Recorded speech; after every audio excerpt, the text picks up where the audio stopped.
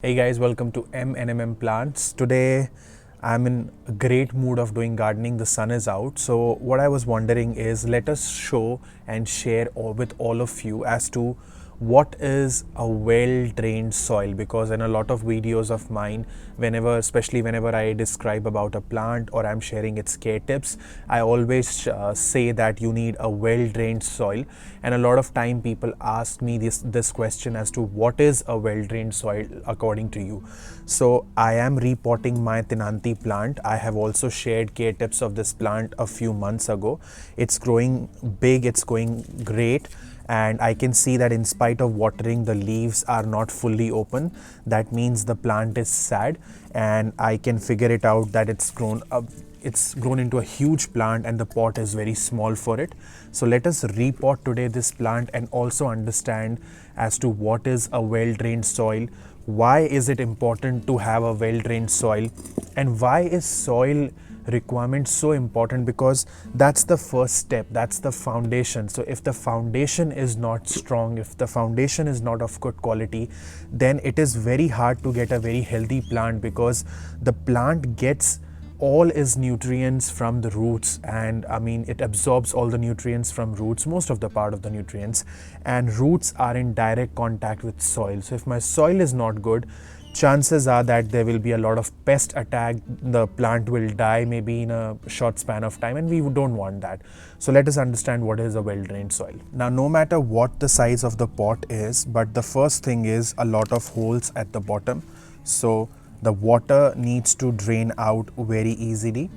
If you don't have holes in the pot, then it is not a good idea to straight away plant the plant in it.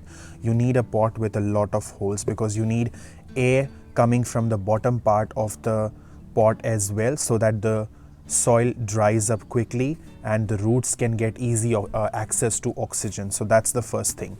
Now let us put some healthy soil. That's my soil. This is like a normal garden soil with compost added in it, the garden compost, organic garden compost, and bone meal powder. Some more soil. Now a lot of orchid barks or any other normal barks added as well to make the soil very loose, and when you have a loose soil, that's when it becomes a well-drained soil. Now, well-drained means if I try to make a clay ball, it shouldn't form easily. Now there is still some sort of clay ball formation. That means it is still not a very well-drained soil, but it is a well-drained soil, because no matter how hard I press, I'm not able to form a ball. So that's a loose soil. And all these orchid barks that you see, or all these normal barks that you see, these barks, these sticks, they make the soil well drained, and you get them a lot in the normal garden soil. Absolute root bound. The roots have no space to grow. That's the reason my plant was sad. So a good decision to repot this plant into a bigger pot. This white thing that you see is all perlite and vermiculite. The white stuff that you see, this is all stones, perlite and vermiculite, again will help you to make a well-drained soil. Now the reason I say well-drained a lot of time and I put emphasis on it is because if your soil is very clayey and very soggy all the time, what happens is, because of so much of water content in the soil, the roots will not have easy access to oxygen, because of which they will get suffocated and the plant will die very soon. And also, you need not make a soil absolutely well drained, as in so well drained that the water is not able to stay in for like even 5 minutes. All the water that you put in is straight away going out.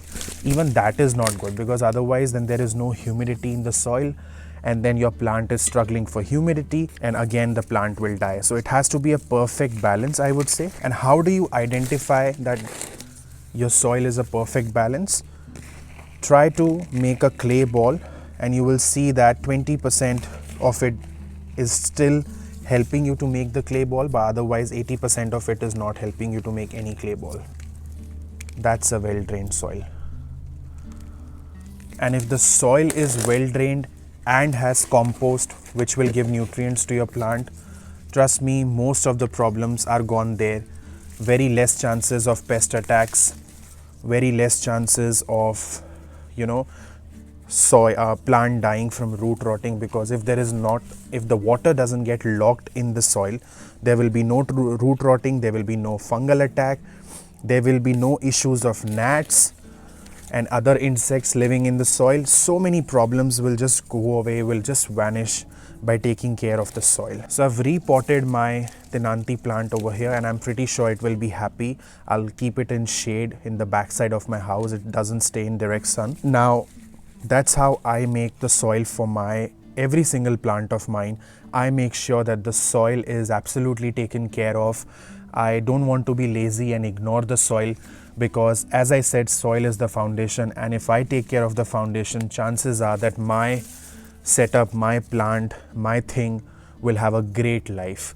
And if you feel that you agree with the same, then the best thing to do would be to hit that like button and click on that subscribe button, so that you can come across more and more content, similar content that can help you in gardening. With that, I'll take your leave, and I hope that you have a life beautiful as these flowers, and you get everything that you desire for. Bye for now.